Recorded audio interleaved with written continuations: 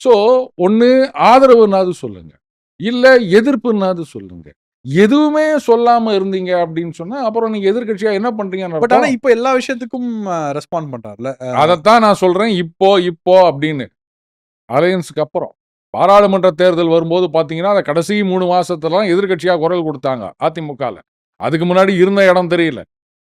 பாராளுமன்ற தேர்தல் முடிஞ்ச உடனே அதுக்கப்புறம் மறுபடியும் வந்து சைலன்ட் மோட்ல போட்டாங்க போல இருக்குது. யாரோ மைக்ல அனௌன்ஸ் பண்ண மாரி. இப்ப மறுபடியும் இந்த அலையன்ஸ்க்கு அப்புறம் தான் கொஞ்சம் விகர் வந்திருக்கு.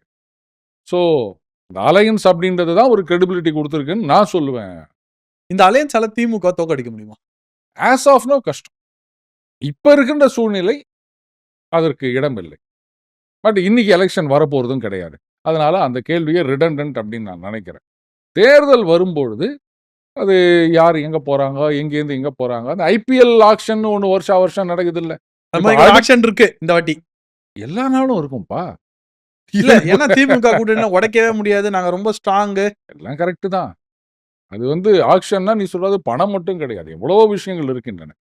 அதனால இந்த வருஷமே உட்காந்தீங்கன்னு அடுத்த வருஷம் ஐபிஎல்ல யார் வின்னர்ன்னு சொல்ல முடியுமா?